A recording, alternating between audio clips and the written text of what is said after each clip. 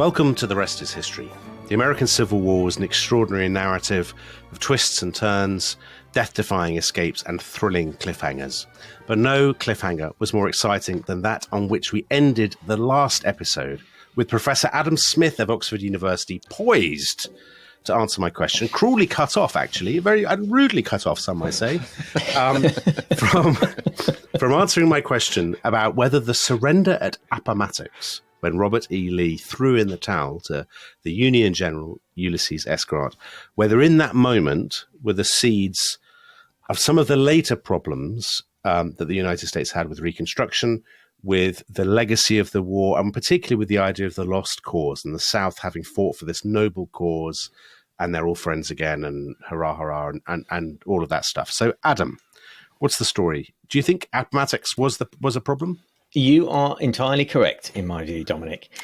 So that's why Dominic wanted it answered so urgently. I see now. When Robert E. Lee surrendered, he issued a message to his troops in which he said, after 4 years of arduous service, marked by unsurpassed courage and fortitude, the Army of Northern Virginia has been compelled to yield to overwhelming numbers and resources. In that sentence, you have the lost cause myth encapsulated. That is the essence of it. Lee, as you said at the end of the last episode, and his officers were allowed to keep their sidearms. They were allowed to keep their horses if they had them, and they were allowed to ride back into private life. Lee went on to become a college president, and there was no hint or serious threat of prosecution or any kind of treatment that you might expect a traitor to a country to suffer, having led a failed rebellion. He didn't get his US citizenship back, though, did he? Because I know this because I read yesterday that actually the person who did grant him his citizenship back was Dominic's old friend, President Gerald Ford, apparently. Very great man, but not infallible. Tom. But I hadn't realized. But I hadn't realized that. So do they remain kind of non-citizens? So the leaders of the Confederacy were proscribed and had to petition. Only the leaders, and they had to petition to be allowed to vote, essentially to be allowed back into full citizenship. And most of them probably were. In the years after the war. But Lee was a bit too prominent. And in any case, he died before. He died in 1870. So, he might have had some success a few years later. To tie up one other loose end, Jefferson Davis, the president of the Confederacy, we'll come to the president of the Union and what happens to him in a second, but the president of the Confederacy, what happens to Jefferson Davis? Well, he is in prison for a couple of years. It's quite a luxurious imprisonment, and he uses his time to write a book in which he makes the case that this great rebellion that he's led was all about constitutional principle and nothing at all to do with slavery. So already they're starting to rewrite the history. White Southerners are rewriting history from even before Appomattox, actually, but certainly from after Appomattox, that the war was not about slavery. But Adam, here's an interesting thing, though. So in 1861, when they broke away, a moment we haven't talked about, the vice president of the Confederacy, Alexander Stephens, gives this incredibly famous speech, this inflammatory speech, really. I think it's called a cornerstone speech, isn't it? Where he basically says, let's make no bones about it. Our state is founded on white supremacy, on the idea that white people are better than black people. They always will be. There's an end to it. So white supremacy and slavery are right there in the Confederacy from the very beginning. So why is it? If they really believe in this, why is Jefferson Davis and why are other Southerners at the end of the war saying, oh, well, actually, no, it was just about states' rights and the Constitution? Does that suggest that they had always secretly felt guilty about slavery? Or why have they ditched the principle for which they had fought so quickly at the end of the war? I know slavery has been abolished, but why aren't they still saying it was a disgrace that you abolished slavery? Slavery was brilliant. Why are they not making that case? Well, some of them do make the case, not that it was a disgrace that you abolished slavery so much as, wasn't it a sad thing, really? Right. Much in the way that in Chekhov plays, there's a kind of nostalgia for the days of serfdom. This notion that, actually things were a lot more stable and everybody knew where they were and fundamentally everybody was happier.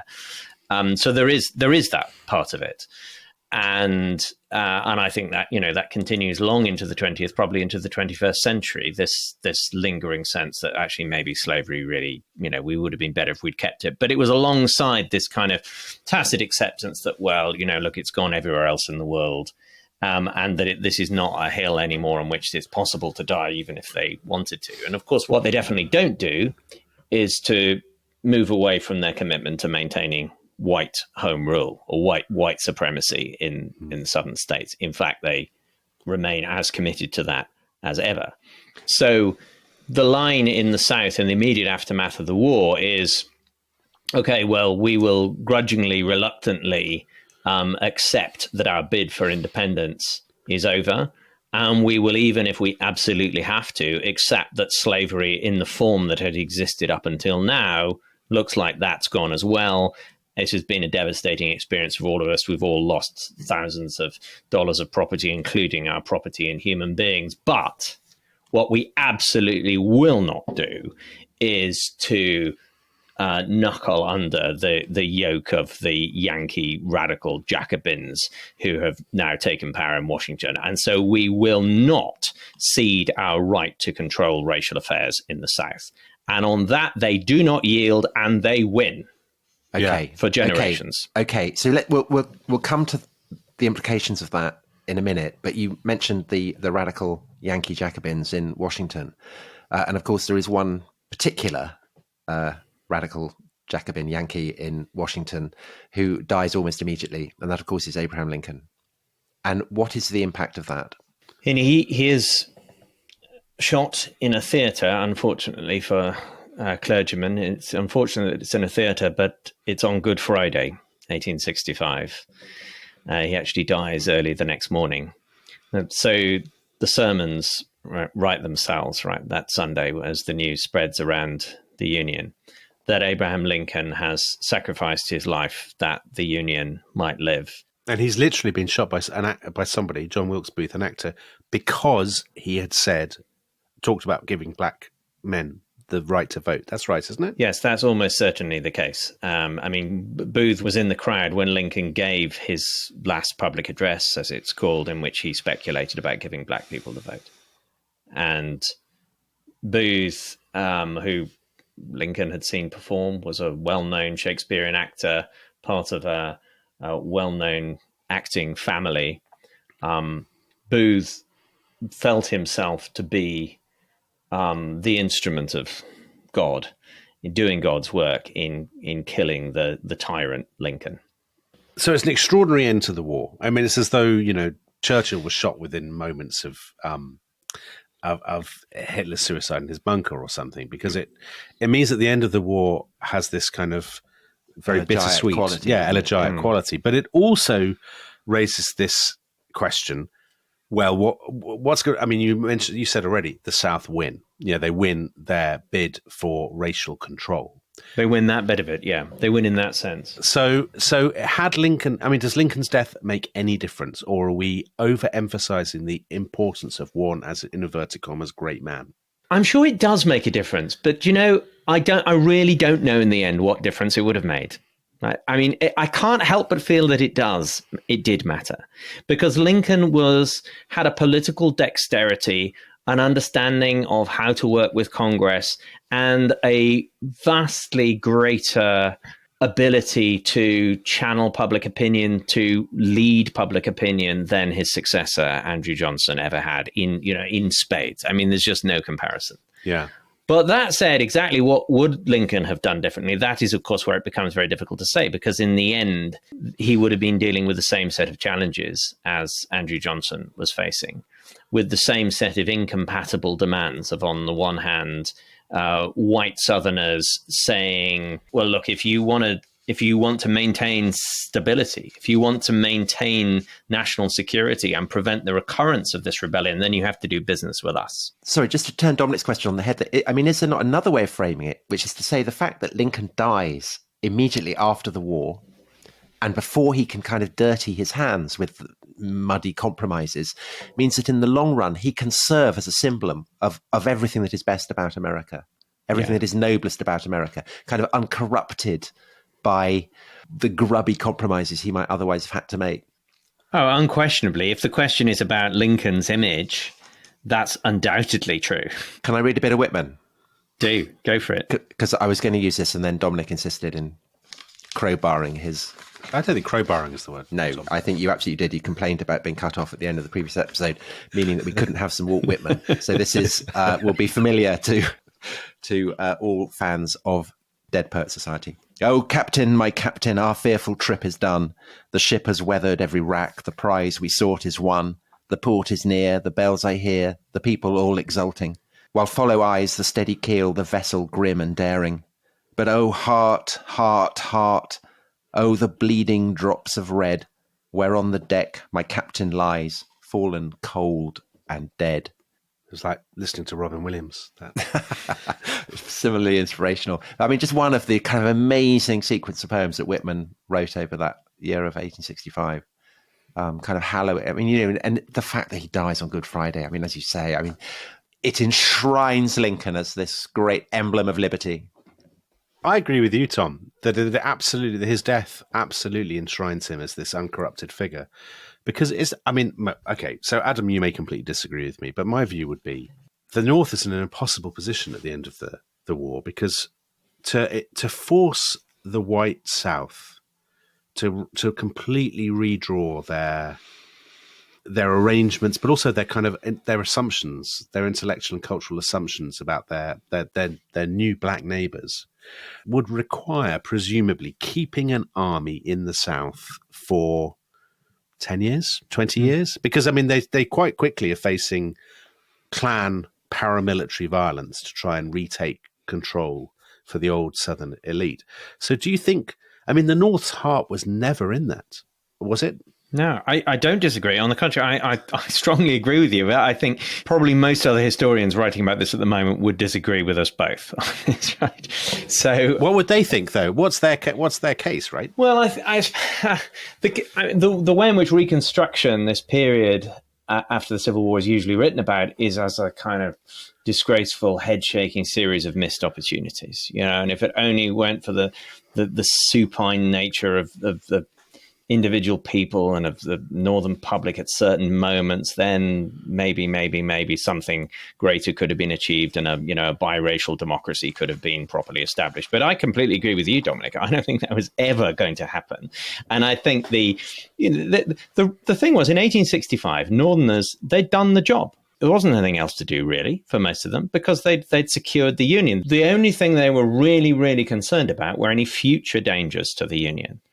And so Reconstruction for most Northerners, not for there were radical Republicans who were completely and genuinely and sincerely committed to equal citizenship for African American people. And they won some stunning political successes, most of all the passage of the 14th Amendment, which states exactly what I've just said, which grants citizenship to black people, or everybody born in the United States, and therefore including black people, and then gives them equal rights under the law, on paper, on parchment. And there were always but that was an amazing radical success. In my view, the great majority of white Northerners were never that bothered about any of that. What they didn't want to have to do was to fight another war. They didn't want white enslavers, the slave power, lording it over them over again. They were quite happy to see the South impoverished and marginalized. But they, in the end, were not that bothered about the idea of the South controlling their own racial order, because after all, that's what they wanted to do back home in the North as well. And, you know, it's one thing to be enfranchising. You could genuinely think in Massachusetts as a Republican, yes, let's enfranchise black people in South Carolina if that helps to prop up the Republican Party in South Carolina and keeps those rebels out of power for a bit longer. But hang on, don't tell me that I've got to enfranchise Irish immigrants as soon as they walk off the boat. I want the right to regulate the franchise here in Massachusetts, the people I don't like. So they wanted to control who took part in the polity, just as Southerners did. And is there also the case that history starts, the conveyor belt starts moving again, and American expansion happens, and suddenly what's happened in this narrow strip of land between Richmond and Washington suddenly seems rather peripheral compared to the vast expanses of the West and Manifest Destiny and things like that, and that people their focus. They want to make money. Opportunities to make money, the Gilded Age, everything's churning. And suddenly this is yesterday's history. Let's leave them in their kind of backwoods. I think I wouldn't. I agree with the gist of what you're saying. I don't think it made what happened between Richmond and Washington peripheral. I think it made it, to quote a mid-20th century scholar, a kind of treasury of virtue, something that they could return to. Right. Wonderful stories that made them feel good about themselves as a nation, because after all, they just as the British had been self-congratulating themselves since the 1830s for having abolished slavery, now the Americans could do it, but they had died in order to end slavery and to remove the sin of slavery from the national escutcheon. There we are. Have you ever heard the word escutcheon in this program before? You probably have. I think this is quite an escutcheon-heavy podcast. Yeah, this is.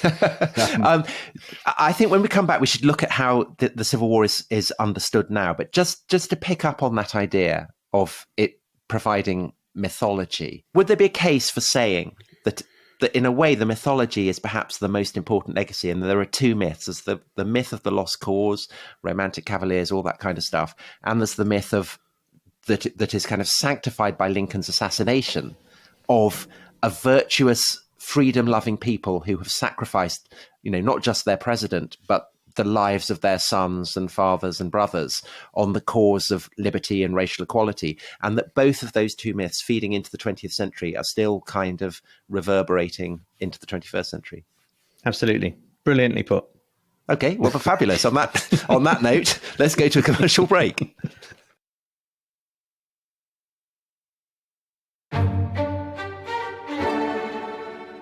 Hello, everybody. Now, regular listeners will know that from time to time, we like to talk about an article from Unheard, the online magazine for which both of us have written and which kindly sponsors The Rest Is History. And this week, it's a very striking piece by their staff writer, Will Lloyd, very good writer, and it's called How to Fly a Spitfire. And Will describes the final gathering of Project Propeller, which is the annual get-together of Royal Air Force veterans from the Second World War. There's only a few of them left, and it's meeting this year for the very last time, or probably the very last time anyway. People are exquisitely careful with them, Will writes, utterly decorous and graceful. They're so valuable, and there are so few of them left. It's as if we're in a room with Henry's longbowmen or Nelson's sailors. Our scope for reverence, usually so limited, is much larger here. And Will goes on to describe the extraordinary moment when Bill Williams, a 101-year-old veteran, is handed the controls of a Cessna mid-flight and allowed to fly once again. It feels heavier than a Spitfire, he mutters to himself in the headset. He's attentive, composed, professional. Bill flew 1,000 hours in the war. Suddenly a man who cannot walk has his wings back. I watch him closely. Everyone in the plane does. Bill looks younger, visibly freshened. He's 20 again, avoiding purple-black monsoon clouds above a Burmese delta. He's not flying. He's travelling back in time. There's only one thing it makes sense to ask him. How does it feel to be back? Oh. He pauses, searching for the right word. It's wonderful. Now, Unheard publishes lots of original long reads like this, and it tackles politics and all kinds of world issues through the lens of history and philosophy every day. It's normally £1 a week, but you guessed it, there is a special offer for Rest Is History subscribers to try it out. So that means you will get the first 3 months free. And if you don't like it, you can always cancel. So go to unheard.com/rest to check it out. That's unheard.com/rest.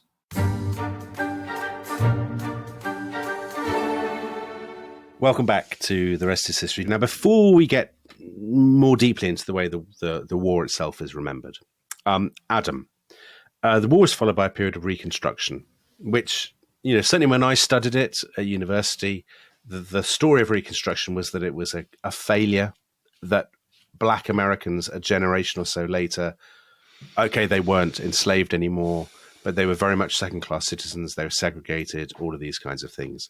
Is that basically how most American historians think about Reconstruction now, as this sort of utter disaster and sort of tragedy, or do they see some good in it, or do they think it was inevitable, or what? Because obviously now, in the 21st century, these things have incendiary kind of political meanings, don't they?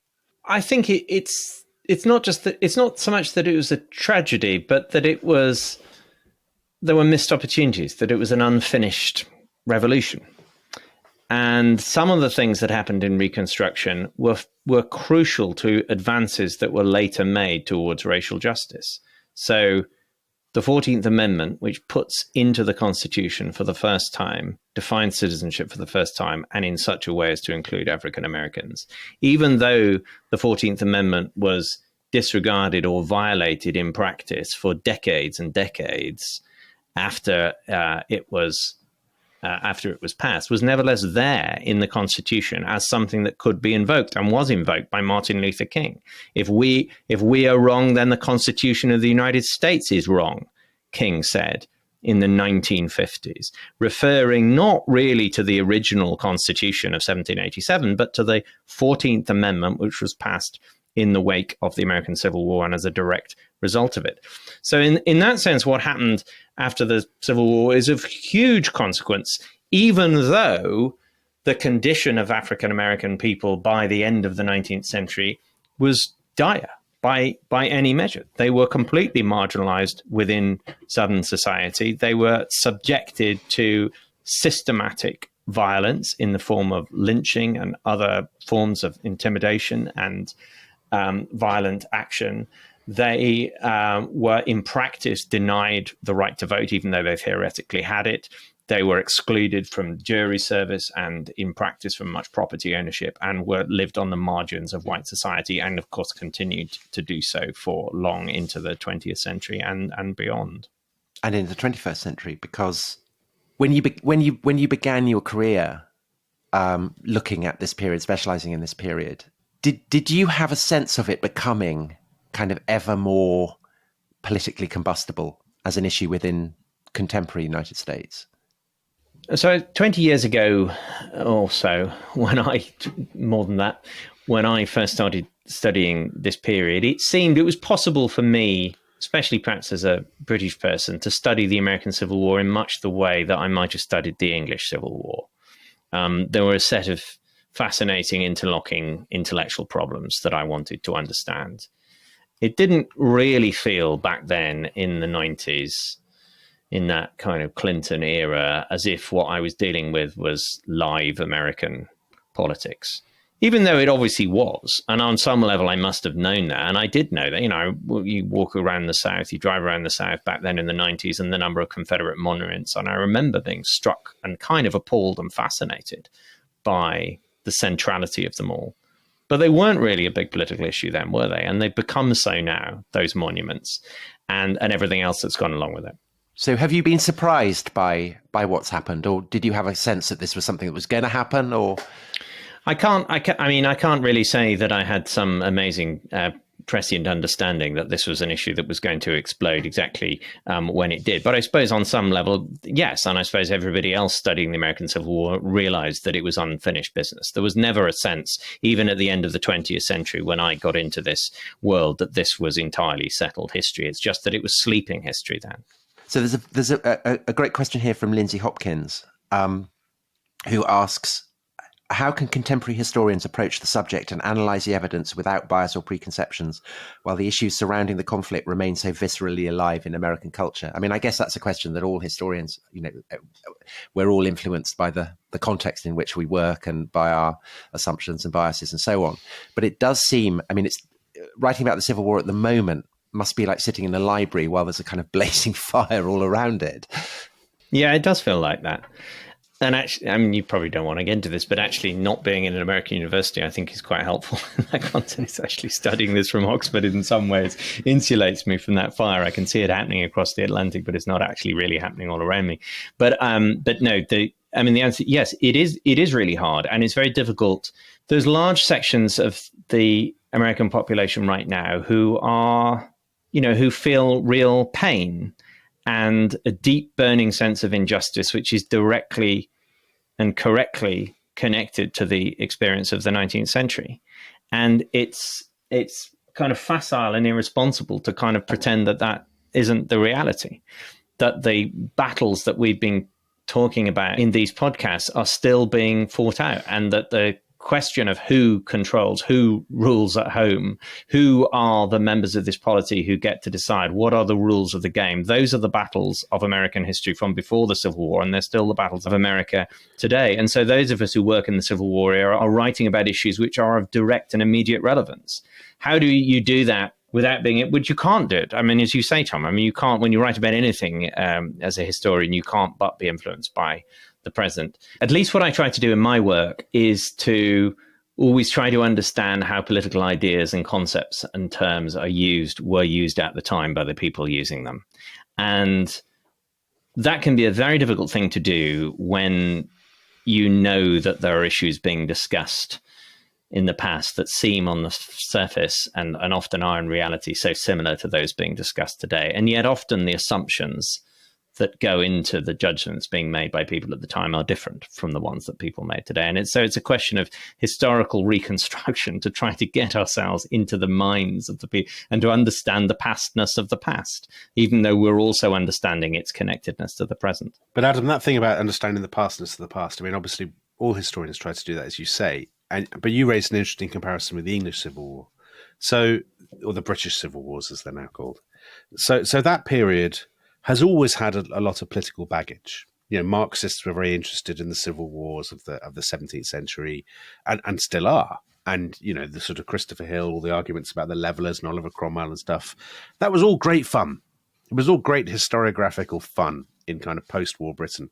It didn't remotely have the charge that the American Civil War. I mean, maybe the closest that it comes is what Cromwell did in Ireland. Maybe, but I don't think that's. But, I mean, not. I mean, I know not remotely, but there is a, you know, yeah. It is vivid. That is a vivid and alive issue, perhaps. Maybe that's as close as you get. But do you think in our lifetime, historians will ever be able to write about this? Will ever get to a point where they're writing about this period, about abolition, about slavery and Reconstruction, with the same degree of distance, so almost emotional distance, I suppose, the psychological distance that we in Britain have with our own Civil War?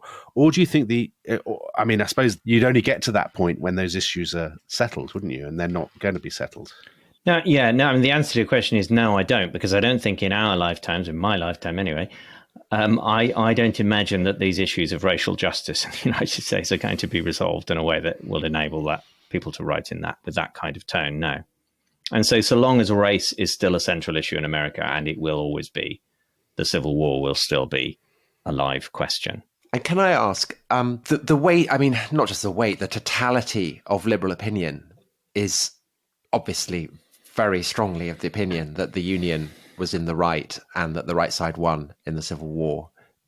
Within America, what's the balance of sympathy with the Confederacy, with the kind of the myths that it has, the ideals that it has articulated and so on? Because I find it hard to get a handle on that. I think that the kind of brilliance of the neo-Confederate operation over 150 years has been that it has meant that it is possible, and it is still possible, to literally hold a Confederate flag in one hand and a United States flag in the other. You can embrace the values of the Confederacy. It's our heritage, it's our history, they're our ancestors, they were fighting for real American ideals, and yet somehow conveniently ignore the fact that they were traitors, that they were rebels. Yeah. But it is because they were the continuity USA. I mean, that was what the Confederates themselves were doing. They were trying to create a separate Confederacy, but they were trying to do it in the name of the original revolution of 1776. Well, Adam, I came across this amazing detail, which I didn't know, but it turned out that loads of experts in submarines knew, that in the 50s, when the US Navy launched a fleet of ballistic missile submarines, the USS Robert E. Lee was the third commissioned. And the first was the George Washington, the second was the Patrick Henry, and the fourth was the Abraham Lincoln. So Lee gave his name to a US Navy submarine before Lincoln. That presumably would not happen now. Well, it wouldn't happen right now. Right now, I mean, of course, there's been a commission, which is, I think, as we're recording, just about to report on renaming Confederate bases, of which, there are hundreds of not just bases, but other kinds of military installations and ships and so on that are named after Confederates, mostly military figures. There's a huge portrait of Robert E. Lee in West Point. And so what's the balance of opinion on that, though? Well, I think things have tipped, but very recently. And I think it's been the reaction to the Trump presidency. So Trump is the president who has most overtly championed Confederate causes, ever. Certainly since the Civil War. But he might win the next election. He might. So presumably there's still a substantial support for this perspective. Yeah, clearly. Because I was struck. Listen, I thought, I should get myself in the mood by playing before this podcast by playing some suitable music. So I played the famous Joan Baez song. What was it? The Day They Drove Old Dixie Down, which I hadn't listened to for years, and it had never particularly struck me as problematic, as one might say. But Tom, I mean, you merely have to. I mean, even growing up in Britain in the 1970s, I've mentioned before about history books showing Confederates as cavaliers. I mean, you think you would have grown up seeing the Dukes of Hazzard, seeing the Confederate flag on the car, the General Lee car. You would have grown up, with, I don't know, is it Lynyrd Skynyrd, with kind of music that pop music, rock music that exalts the South and the idea of the South as special. That it has a distinct history, a history of sort of courtesy and gentility and tradition and all of these kinds of things. And of course, that often is not explicitly linked to the Lost Cause or to the Civil War, but it's always there, isn't it, Adam? Hanging in the background, do you think? Yeah. And so that's why it's so difficult to answer Tom's question about the balance here, because I think probably for most people, for most Americans, the two things are so hard to unpick. At least until quite recently, even people who would regard themselves as, extremely liberal and racially egalitarian would have, let's just say, a sneaking admiration for Stonewall Jackson, right? Or for Robert E. Lee, would have a little postcard of him on their bookshelf, and why not? What harm can it possibly do? And so what's happened really in just the last few years has been this new kind of militant neo-abolitionism, where they are saying, just as people in the 1860s said, as radical Republicans, as Frederick Douglass said, no, let us not give them any quarter. These people were racist and enslavers, and they were traitors. Okay, but Adam, so a question. So Robert E. Lee was a slave owner, and he seems to have taken the side he did because he wanted to keep possession of the plantations and the slaves that they brought. Stonewall Jackson, slightly more ambivalent figure, as far as I know, didn't keep slaves, didn't support slavery, taught Sunday school to black children, but fought on the side of the Confederacy. So how is he? But that's a very fine distinction. That I know. I mean, it's an important distinction historically, but I think in terms of this point about the lingering sense that the myth of the Confederacy and the Old South has become imbricated in the idea of America and what it is to be American, then I think that kind of Confederate chic, the admiration of these glamorous, fascinating Confederate, brave, talented Confederate leaders, of whom Jackson is a prominent example. It's all part and parcel of the same thing. Yeah, and it's also tied. I mean, because of course, in a way, the archetype of the dashing Confederate cavalier is someone who fought on the Union side, which is General Custer. Yes. Who likewise was kind of eulogized as a hero and now is similarly seen in kind of far more ambivalent terms. I mean, the thing is, though, Tom, surely, I mean, even as a Briton, it would be very hard, as even insisting stubbornly on one's outsider status, it would be hard, at the very least, to go into a bar in America full of black people and to say, oh, I've got a great admiration for Robert E. Lee, what a tremendous commander, and all this. Don't you think? I mean, I think it would seem a monstrous thing to do. I mean, a lot of people in America would say that's like going into a pub full of Jews and saying, actually, Rommel was a tremendous fellow. Well, so that is the other great shadow that hangs over the whole story now, that didn't, say, in the 1860s, is the experience of the Second World War and what the Nazis did, and that is another parallel that is often drawn. But a parallel would actually then turn that around, Tom.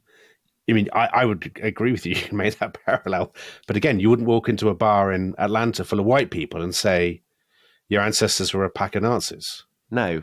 I mean, maybe bars aren't the place to have this nuanced discussions of the American Civil War, full stop. Just stop going to bars. Adam, is there a way through this? Do you think that you said basically in our lifetime, no. Well, I don't think in our lifetime the Civil War is going to be something that can be written about with the same sense of distance that we can write about the Wars of the Roses. So I think that was the sort of implication of your question. What we're already seeing, though, is the visibility of Confederate memorialization becoming more and more marginalized. And we're pretty close to a situation now where you're not going to go around seeing Confederate monuments anywhere in the United States. There aren't going to be nuclear submarines or anything else named after Confederate generals. So there's a stigma now, which there wasn't even 10 years ago. There's a stigma now attached to the Confederacy, which for the first time since the 1860s. And so how that will play out in coming generations, no one's going to write like William Faulkner anymore.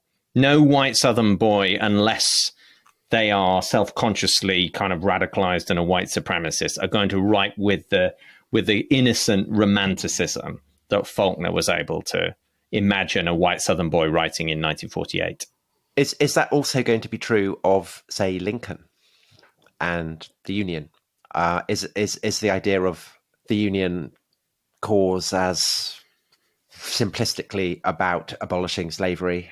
Well, that's interesting, a myth Tom. That's going to be sustainable. I think the point that you made about there being two myths of the American Civil War, the one being the lost cause, the other being the myth of the virtue of the Union. That myth is a lot harder to shift, not least because it probably has strong more elements truth of to truth. it. Yeah. It has more truth to it, and I don't think Lincoln's going to be properly cancelled anytime soon. In fact, I think I see a kind of revival of an important element of the Lincoln myth, which is the labeling of Confederates as traitors. I did an interview for my podcast with Ty Sidul, who is a white West Point, Southern-born, West Point educated guy who's written a book called Robert E. Lee and Me, in which he talks about it's almost like a kind of Christian awakening story of his recognition of the evil of this man who he had venerated in his childhood.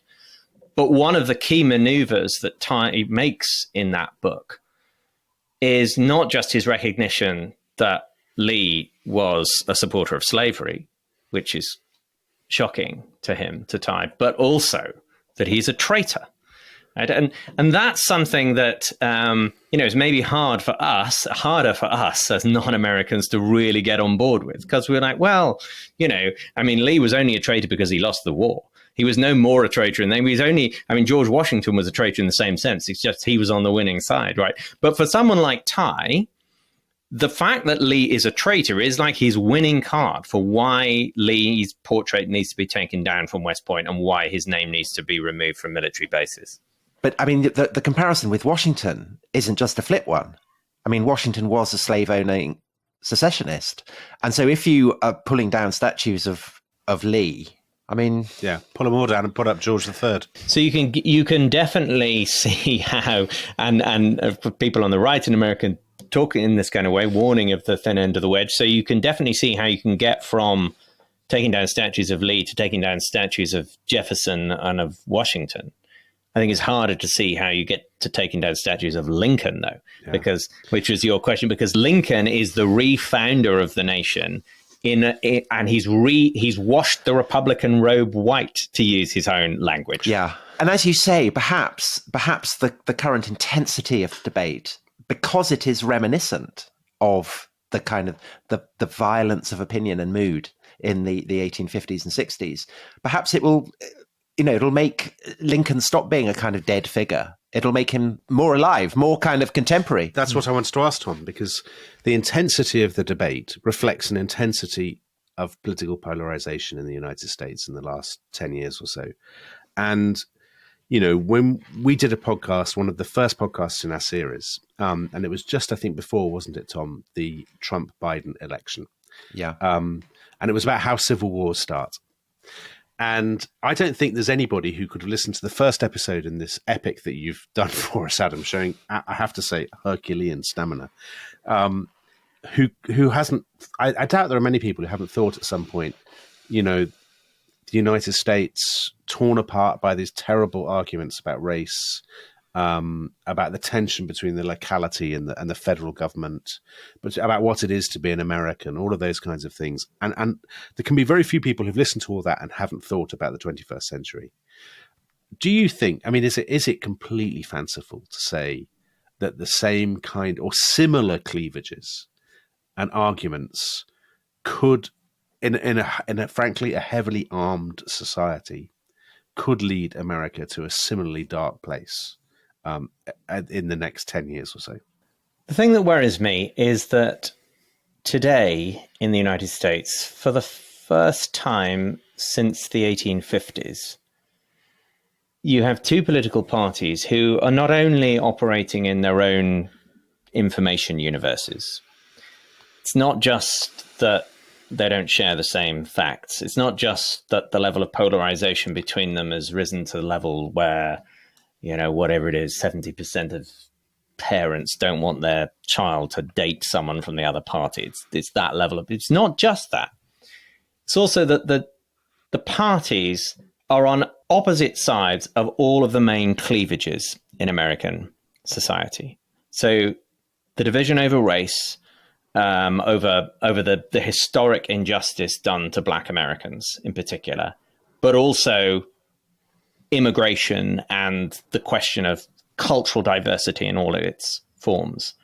Up until a few decades ago, the political parties shared out those schisms. So, historically, you had a Republican Party which had the support of a lot of African Americans and that was quite tolerant, relatively speaking, on race issues. And you had a Democratic Party that catered to immigrants, broadly speaking. And now on those two issues, for example, and there are many others that we could talk about, the two parties represent the two different camps. And it's impossible for me to think of an issue, a really important issue that is a real schism, whether it's abortion or gun control, in which the two parties don't polarize opinion. That was the situation just before the Civil War, when the Republican Party in the North deliberately and self-consciously, in order to win a national election, gathered together all of those who felt threatened by slavery or by the slave power. For most of the time since, it hasn't been that case. So if things go disastrously wrong in the United States, I think that is why it will be. But it has an intensity, doesn't it, that it also had in the 1850s? Yes. So in other words, there are times in Britain where the two main parties have been wildly at variance on lots of issues, on almost all the key issues of the day, Labour and the Tories in the 1970s or the 1980s, let's say, but that didn't quite have that kind of inflammatory cultural salience that made people think if we lose the next election, our entire way of life is threatened by these treacherous, dastardly, wicked people. I think there were probably moments in the 1983 general election when we came pretty close to that. But no, you're exactly right, and that is how American politics is now. It is, as you say, that sense that every election, the stakes are incredibly high because the enemies of the republic will be in control if we lose this election. So everything is at stake. Our way of life, our republic, our values, everything that we hold dear are being threatened. The other side are enemies. And there's always been, this is nothing new in American history. Americans have been at each other's throats over those questions literally since the 1780s. But there are moments when it has been more intense than others. One moment was in the 1850s and another moment is right now. Well, Adam, I can't thank you enough, and I think this whole series, perhaps particularly the last 20 minutes or so, have been absolutely kind of ringing demonstration of the reason that history is never just history. The past really lives on into the present and perhaps the future. And if you want to hear more of Adam talking perhaps along these very lines. I don't know. He has the podcast, The Last Best Hope, ? About American history. An excellent podcast. Unmissable. So thank you all so much for listening. Thank you particularly to Adam for, as Dominic said, Herculean effort. 4 incredible episodes. What the listeners don't know is he has done this all in one go. And what is more, he's done it on his daughter's birthday, which is really... which may or may not be coincidence. And against the terrible deadline, because you're off to America tomorrow. I am. But thank you both. This has been really good fun. Thank you. Bye-bye, everybody. Thank you. Bye-bye.